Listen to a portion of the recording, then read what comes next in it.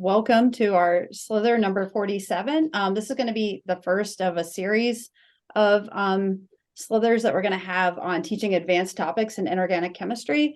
So this one's about teaching bioinorganic chemistry, but we're going to have one about teaching organometallics and then one about solid state. So keep an eye out for those topics. But today we have Kyle Grice from DePaul University and Carrie Stone from Lewis University who are going to get our conversation started, and we'll probably have some time for discussion and questions at the end.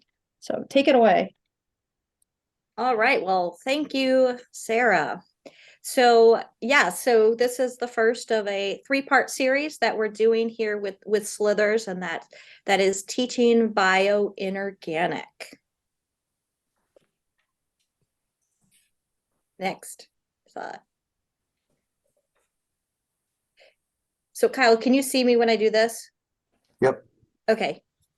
All right. So the question that my students ask, and maybe you're asking too, is like, why, there's so much to cover in inorganic, why even tackle the subject of bioinorganic? And so I put up a periodic table, and I don't know, it's kind of hard to see, but I put black boxes over all of the biologically relevant metals, and you can see that there are a lot of them. There's the entire first row of transition metals. There's obviously the non-metals. And one thing that's really cool is that now there are lanthanum-dependent methanol dehydrogenases. And so I put lanthanum in there, but then it could be other types of other lanthanides that are important too biologically. So really, it's the whole periodic table. So if we teach inorganic, then we might as well teach the biological parts of inorganic too.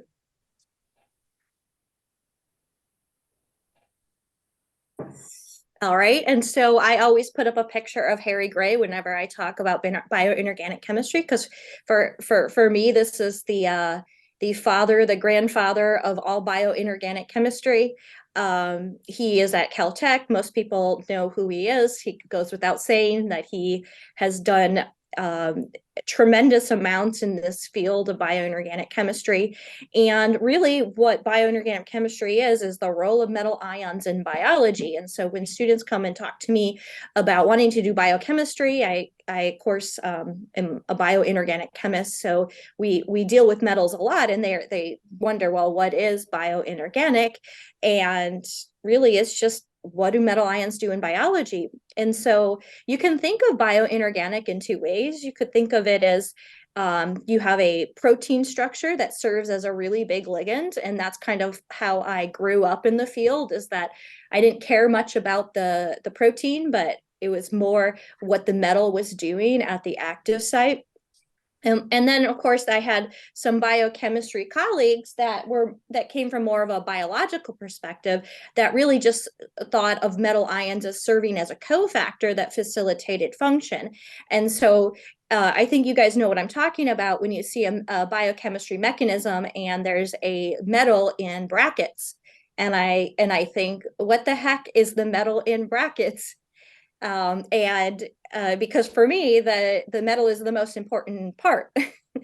Another reason that you might want to teach bioinorganic, or at least weave it into your inorganic course, is that it encompasses so many parts of chemistry, physical methods, so a lot of spectroscopy, analytical methods. Of course, it's biological in nature. And so it's a really nice addition to an inorganic course. All right, so how do we think of metals in biology? Well, the first thing we think of, just based on coordination chemistry, is the primary coordination sphere. And this is, of course, really important. As inorganic chemists, we know that. And so the coordination sphere in a biological system, is important for things like stereochemistry. It's important for reactivity, electronic structure. So all of these things are very important. But the problem is if we were just to make small metal complexes, they wouldn't do the same things that proteins do or enzymes do. And so the idea is that, well, maybe there's something else that might be a little bit important in function.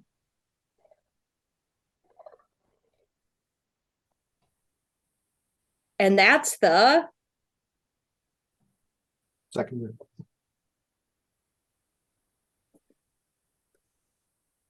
So do you want me to take over? well, I'm going to talk about the secondary structure. Yep. The secondary fear. Okay.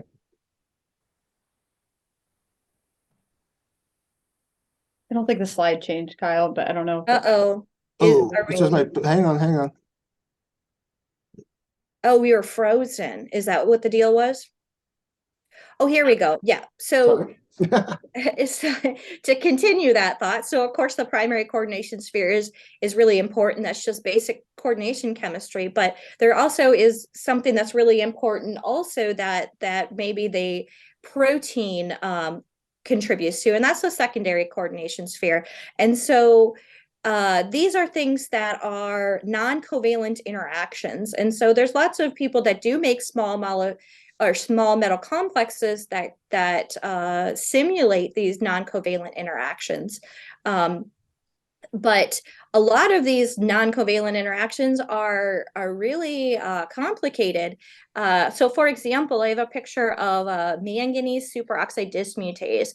And so what you see with those dotted lines, that's hydrogen bonding. And so if we were to mutate one of that histidine residue that's like 5 hydrogen bonds away from the active site, it would decrease the activity by 5-fold. And so really this secondary coordination sphere is really, really important for the function of this enzyme, not only for the reaction it does, but really just stabilizing those intermediates, making them, really lowering that activation energy.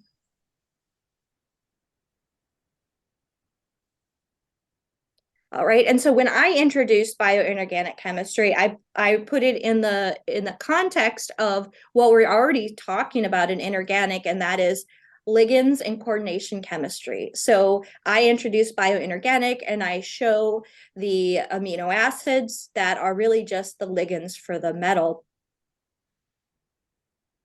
And you can see there's several of them.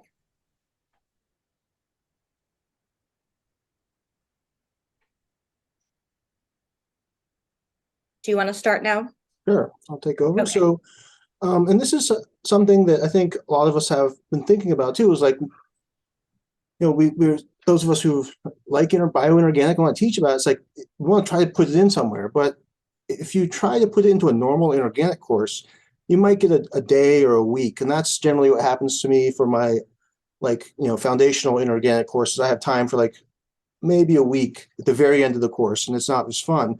But so it's better to do it as a whole course. And so that's what Carrie and I are going to talk about now is kind of what we do. And so the thing to note is, because it's such a huge field, just like inorganic is, right, that you hit so many different advanced topics that you kind of have to weave in. And so, for example, if you just go and pick out a series of papers on bioinorganic, you're going to see everything from like, crystal structures, modern spectroscopy, like NMR, Raman, Endor, EPR, then like synchrotron studies, things our students might not have ever seen before, right? Or like advanced DFT or QMMM type modeling.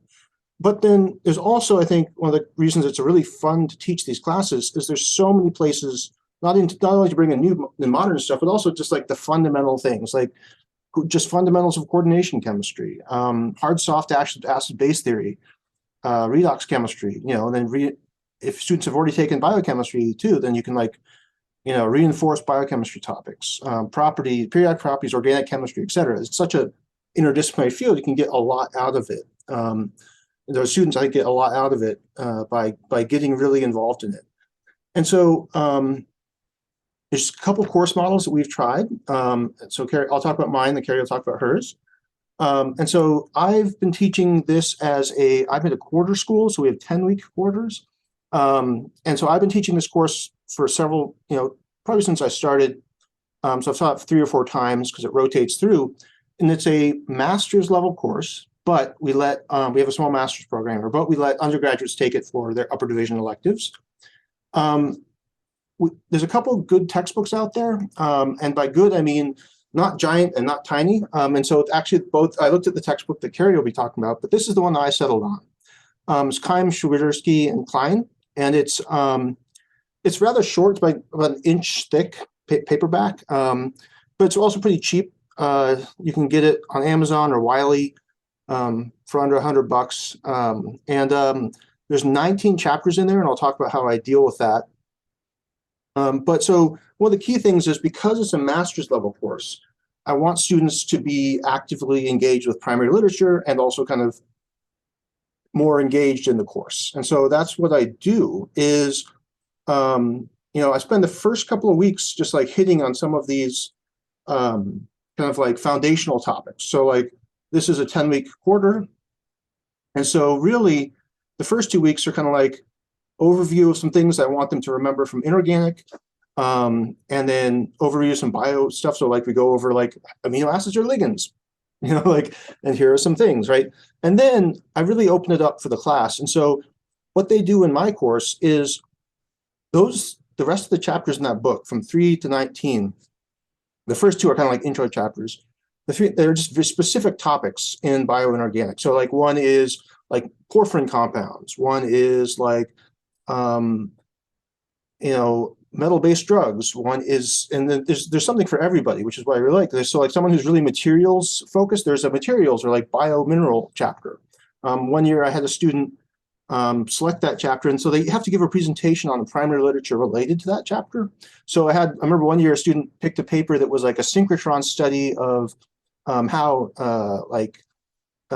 nacre, which is the calcium carbonate on the inside of like shells, abalone shells, forms, and some really kind of biomineralization stuff. There's also, this book has a chapter on like environmental pollutants, like lead and stuff in the environment. So people who are more interested in that kind of thing can find things they're interested in. So I like that, where it brings in student interests on those topics, and they have a wide variety select there. One chapter's on like the water oxidation cluster and photosynthesis, right? And so they read the chapter, we discuss it. The student, most of that week is a student presenting on the paper and the chapter. And then the next week we have a quiz on that topic. So they make the quiz about half from the book, half from the presentation.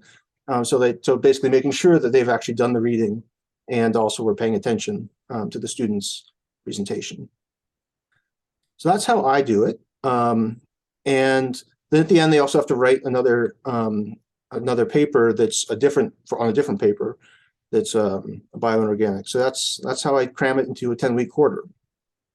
Carrie, do you want to talk about how you do it at Lewis? Yeah, so at Lewis University, and actually we're really close to Kyle. We're in the suburbs of Chicago.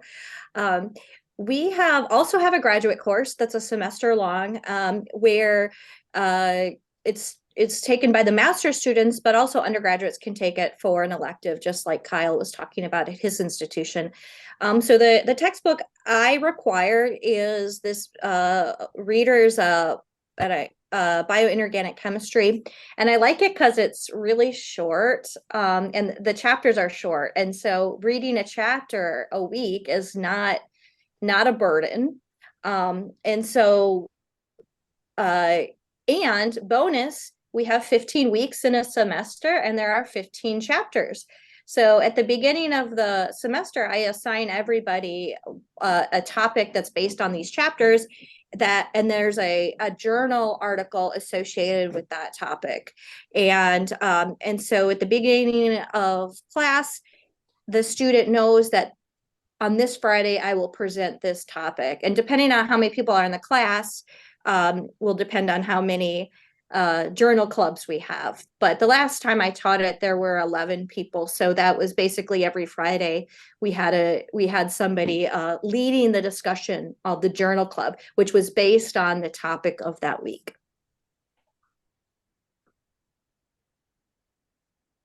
All right, so this is really, so again, 15 weeks, 15 chapters, this really works out perfectly.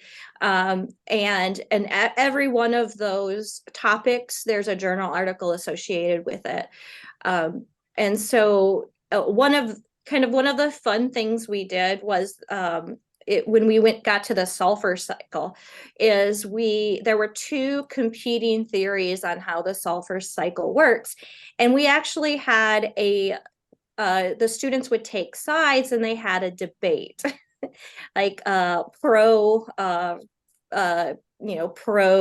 whatever hypothesis versus the other hypothesis, and they really did a great job, like summarizing why they were for this hypothesis and what is the experiments to support their hypothesis, and they even came up with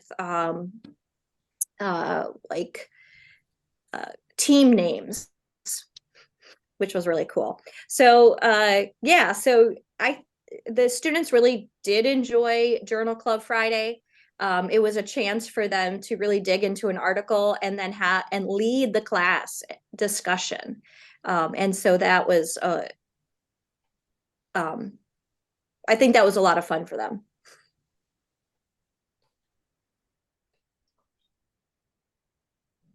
So again, I didn't put table of contents for the book I picked, but it has a lot of the same chapter topics. And so I think last time I taught mine, I had like 15 students. And so most weeks I had 2 students presenting per week for my student presentations. And so we had to read 2 chapters and stuff, but it was busy, but it's a full 4-credit class. And that's what the focus was. So getting into literature. So now if you want to start to bring in some bioinorganic, or you want to teach, a standalone bioinorganic class, you're not alone. And so Viper has worked pretty well to try to build out content in various topics. And one of the topics is bioinorganic chemistry. And so these are just some examples of some of the LOs out there. So we have this type of LO called 5 slides about, which is really just a summary. And these are really useful for like when you hit one of these topics that maybe students don't know about, you can just say, oh yeah, here's a 5 slides about blankety blank. And so this was, as an example, there's a 5, and I think its title is called 5 or 6 slides about biophysical techniques. And it's just a summary of some techniques that students see in some of these biochemistry papers or might come up. And so you can use these types of 5 slides about to supplement your lecture material, or if you know that the paper next. So for example, a lot of the times when students were picking papers in my class, some of them were pretty advanced stuff in them. And so I would send them little blurbs, basically like, okay, here's the basics of Zanes or XFs. Why did they do that? Or here's the basics of, Endor or whatever. And those can be really useful. So Kyle, this should be clickable. Should be? Yeah, let's see. Yeah, I put in the URL for it, but if it sorry. My bad. I'm on the I guess if it doesn't work, then that's fine too. Yeah, sorry. I'm on I downloaded it, so I'm not on Google Slides. Oh, okay. But we can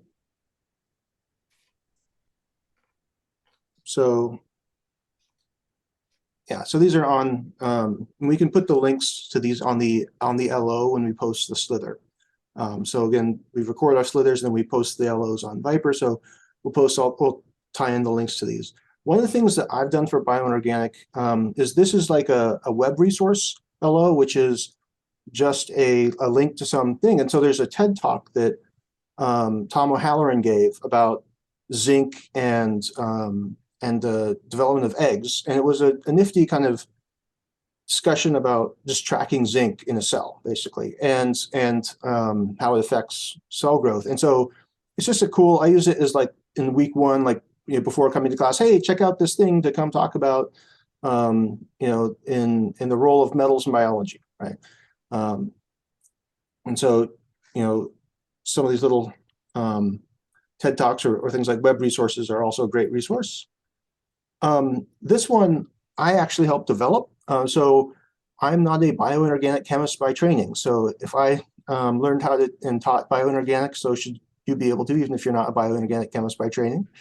And so this was using the PDB and then talking about hard soft acid base theory. So looking at things like copper 1 versus copper 2 and hard soft acid base theory. And so students can actually go to the PDB and look at various enzymes, and you can zoom in and look at like what's going on with that copper and what types of ligands are binding. Are they harder or softer, right? And this is some very soft ligands here. You've got 2 methionines. There's actually a pi ring that's close by. And then there's 1 histidine in this particular one. But so in that activity, you have the students go through and look at them all and kind of compare and contrast. And like I said, I like to bring in hard soft acid base theory really early on to reiterate the importance of HSAB in bioinorganic and in chemistry in general. So this was one. And then you can go, like, if you want to just like find things that are in bioinorganic but are a different topic. So what you can do is you can actually go into, if you just click on teaching resources from a front page, at the top, you can sort it. You can select it by subdiscipline, say just the bioinorganic stuff. And then you can say, I just want 5 slides about it, or I just want in-class activities, right? Or I just want problem sets.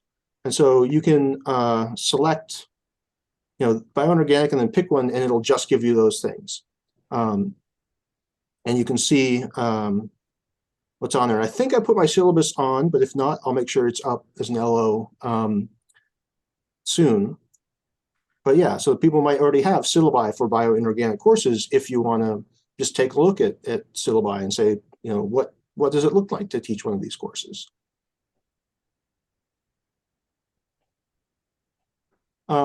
We also, the American Chemical Society, they always have your yearly ACS inorganic awardees, and there's always usually one for bioinorganic. And so we always try to post LOs for ACS award winners. So I cut off a little bit there. But so if you look in there, you'll find some from previous years that were LOs based on primary literature from the bioinorganic winner of that year. So for example, one year recently was Rosenzweig, who did work on soluble copper methane monooxygenases. And so there's an LO based on that work now on Viper that you can use as a teaching material.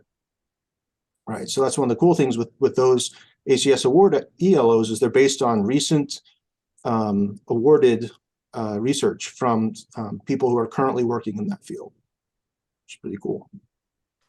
Yeah, I don't know why the image is compressed here, but anyway, so again, one of the ways that I got involved in bioinorganic was through a workshop, actually. And so if you go again to our front page on Viper, there's workshops. And if you look back at the 2014 one, it was actually bioinorganic. It was at Northwestern, and we had 4, I think, expert speakers from bioinorganic who came and gave talks about their research. And then the workshop members, when I was a workshop member at the time, we developed LOs based on that. So you can go to this, and if you scroll down on the page, there's LOs based on this toward the very bottom of that front page. And so you can even go and see what LOs were made. And these were made on the work of Janet Morrow, Tom O'Halloran, Tom Mead, and there was a 4th woman. But yeah, so you can pull it up and take a look. And I also wanted to use this time to just quickly plug that we do have a 2023 workshop coming up this summer. And it's not bioinorganic, but if you're someone or know someone who's interested in learning more about Viper and also working on making LOs, I think they might still have some openings, so you can check that out. But again, the 2014 one was a bioinorganic workshop, and but since then we've had quite a bit of LOs based on that.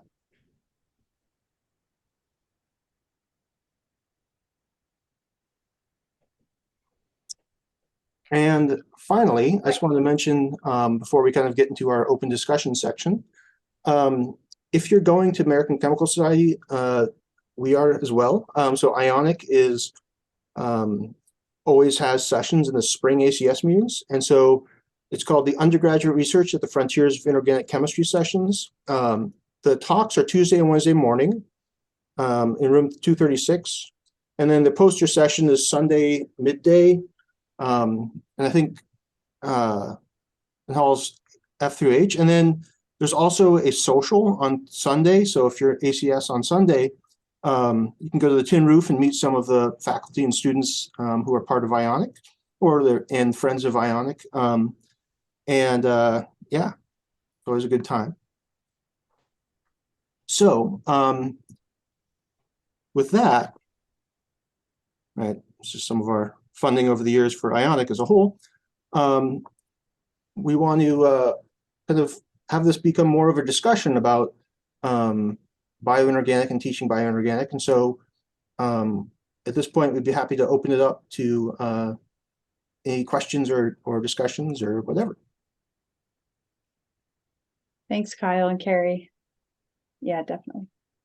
Auric, did you have a question? Yes. So my question would be to Carrie and Kyle, how did you pick your textbook? Like, I'm familiar with the old edition of the Keim-Swiderski. I haven't seen the Keim-Swiderski Klein, although I know Axel Klein, but I haven't read his most recent book then. I've seen the Radar, but I haven't read it yet. And I'm fairly sure each of you has seen the other book as well. So what influenced your decision to take the book which you picked? So I grew up on Gray and Valentine, and that's a huge book. So I wanted something that was more accessible to students. So something that they could reasonably read and get the necessary information without being too much. So I don't know if Kyle seems to maybe be in the same boat with the textbook he chose.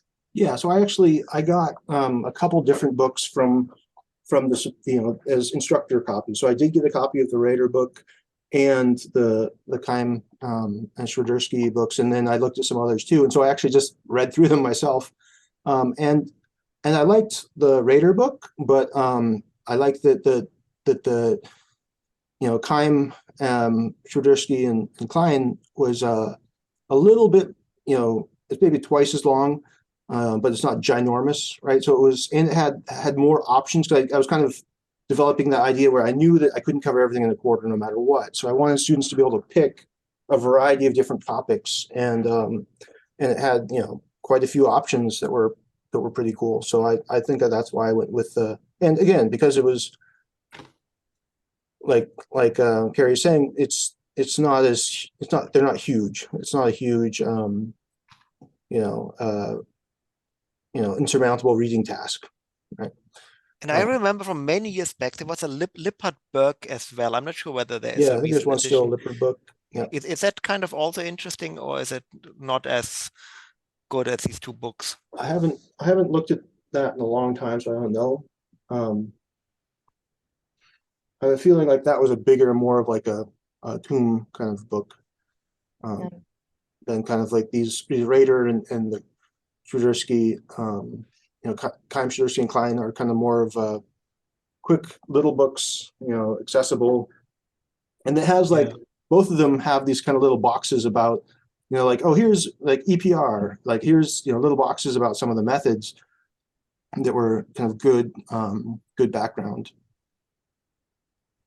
Great. Now I like short books. I mean, like most textbooks are way too long, way too big, way too heavy, way too expensive for the student. So I like the idea of here's something more compact.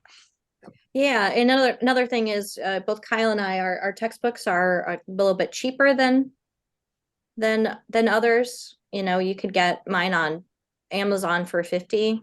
Yeah, and mine you could get on Amazon for, like, the paperback you could get pretty cheap, like $30 to $50, and then the ebook I think is $65, right? So it's not too bad. Great. Anna had a question. Yeah, thank you for putting this together and going through all of this. I was wondering if you had with going through those textbooks. I'm for context, I'm teaching a half semester bioinorganic class in the fall. And so I'm not quite sold that I want to quite do textbook for them for a half semester class. I appreciate with the cost in mind, with the more affordable texts, but it's also a course for mostly or for all undergraduates. And so I was wondering if any of the textbooks you came across and spent all that time going through, if there was any that read maybe a little bit, I don't want to say easier, but more at an undergraduate focus group than for a graduate class. I think the Rader book was good. Okay. Thank you. Did Yeah, the Rader book isn't real high level, and it introduces topics very quickly without being too in-depth, which is nice for undergraduates, but it's also good for graduate students who will then have to use primary literature to dig a little bit deeper. Thank I had you. I had one more question about the books. You mentioned that there was like an article for each chapter. Were those articles that you picked out, or were they in the textbook?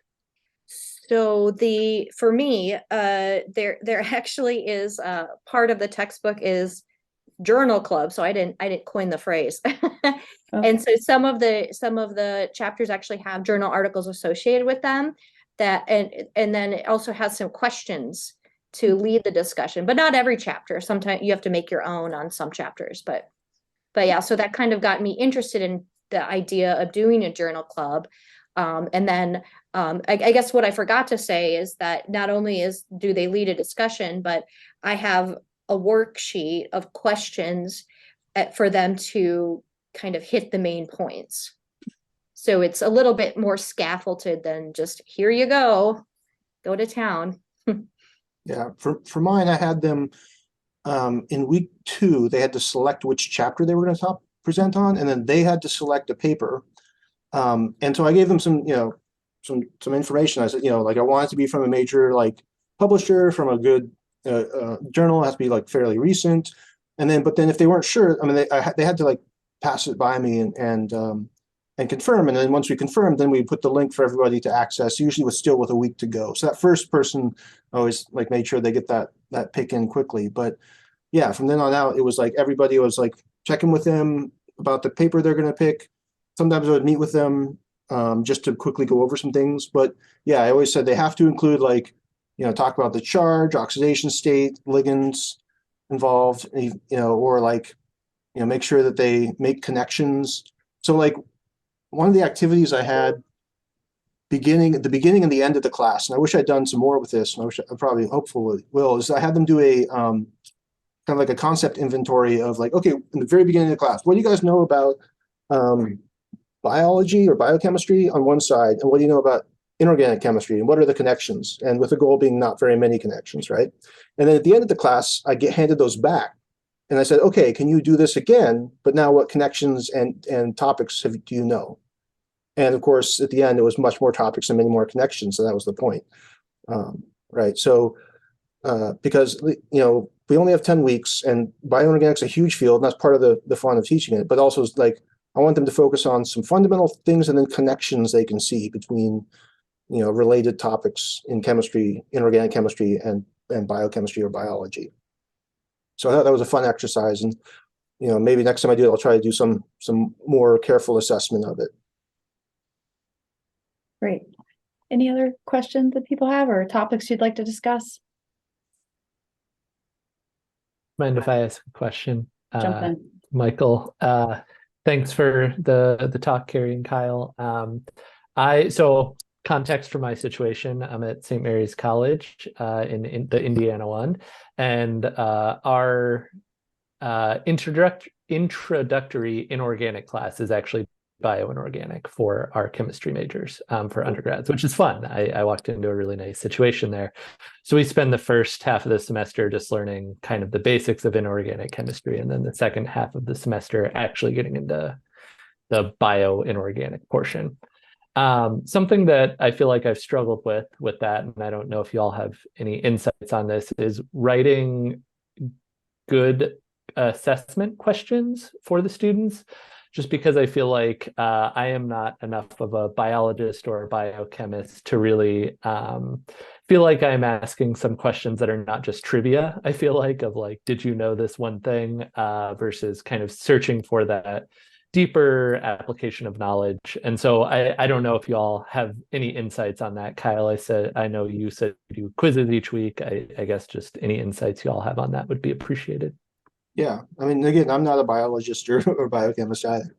And so I tend to give them more structures and more things, but like, again, so like I want them to talk about, like, so when I'm talking about hard, soft, acid, base theory, I'll give them, you know, an image of cysteine or methionine. I won't tell them they have to memorize, you know, what cysteine or methionine is, but then they'll say, this is, you know, thing, what can you talk about? Like, this is a ligand with the, like, so really is focusing in on that specific, like, what specific thing do you care about them knowing?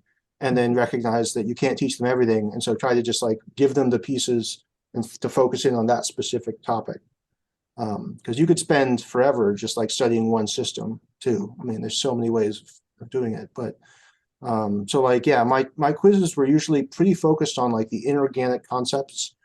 So like, but you know, and trying to reiterate some like more fundamental things. So like one of my favorite questions is giving, like we had someone gave a presentation about vitamin B12, cobalamin, methylcobalamin, right? And then they'd have like just a ring and cobalt and methyl. And so like, don't have to know the whole structure, but the methylcobalamin starts out as cobalt 3, let's say. And then it could make a methyl plus, a methyl radical, or a methyl anion. Do the arrow pushing, right? Arrow pushing is like organic, right? Or fundamental stuff that, again, for these students in my class should know.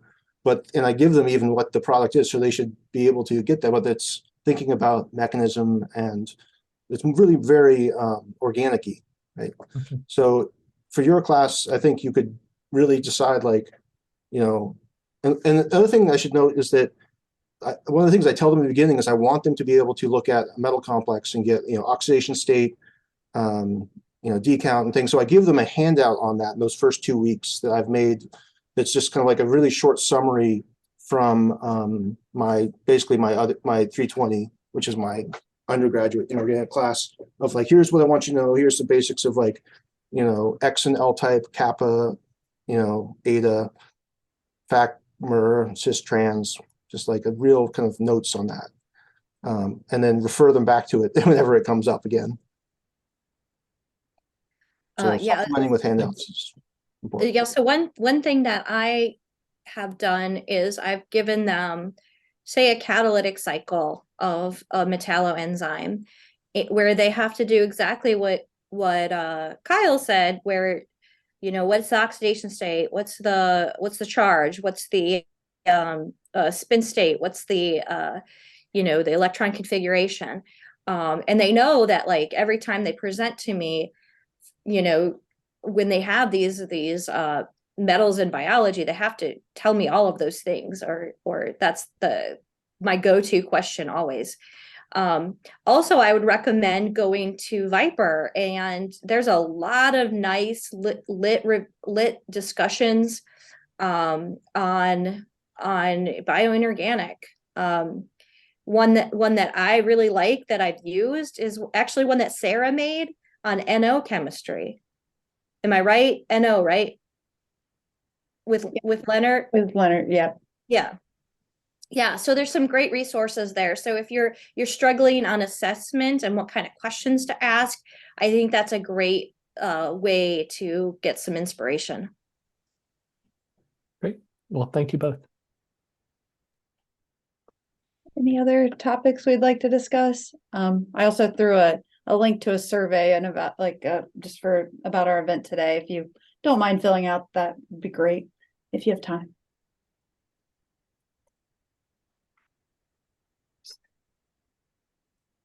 So I was just gonna say, if we were just trying to squeeze this into like a regular inorganic class, what one topic would you squeeze in, or what's the?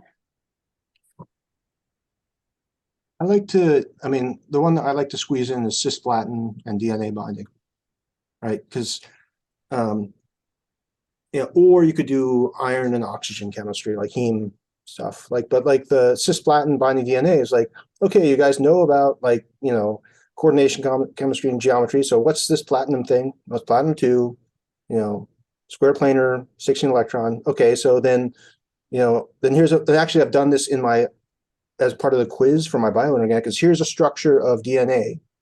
Which of these would be the softest sites, which of these would be the hardest sites for bases? So therefore, which would be most likely to bind platinum-2? And then I ask another question, like which would be most likely to bind, a hard acid? Right? And so then they don't have to memorize what DNA looks like or anything, but I give them like the base pair, and they can like figure it out based on hard soft acid base theory and the organic structure. Sarah, I love that you asked that question, because every good bioinorganic class has to include P450s. So what I do is I give them the catalytic cycle, which is actually, a lot if you first look at it. But then what they do is they just break down each intermediate and describe things like the spin state, the oxidation state, all that stuff. And what's great about that is all of those intermediates are correlated with spectroscopy. So it's a good place to put in spectroscopy. And then if you like magnetism, it's also a good place to put in magnetism. Now so I don't know if any of you use Miesler, Fisher, and Tarr as a textbook for an undergraduate inorganic. They have a online bioinorganic chapter that didn't get in the physical copy. And so you can download that PDF of the bioinorganic chapter. And so I always use that as my last week in my normal undergraduate inorganic chemistry. Because I tell them they could be either solid state, which I never cover, or bioinorganic, and they have to pick which one. And then because we have a lot of biochemistry majors, they all want to hear about bioinorganic chemistry. So we usually do that for our last week in my normal inorganic. Yeah, Kyle, I'm going to make you cry, because I always give my students the option of bioinorganic or organometallic as last week. And guess what they choose? Organometallic or bioinorganic. Bioinorganic. Yep. No, so I cover organometallic. I skip some other chapters that probably people would be sad, but I only have a 10-week quarter for all of inorganic, so never cover everything. But yeah, I mean, again, I'm not a bioinorganic chemist by training, but now I love it. There's such a variety, and you'll find your students, I think, will find topics they find interesting that they might probably have never heard of before. And it's always a blast. Great. Anyone else have anything else we want to hit on, or you want to ask the speakers about or chat about? All right. Well, if not, I definitely thank Carrie and Kyle for getting this conversation started and tell us about what they've been doing. And thanks all of you for joining.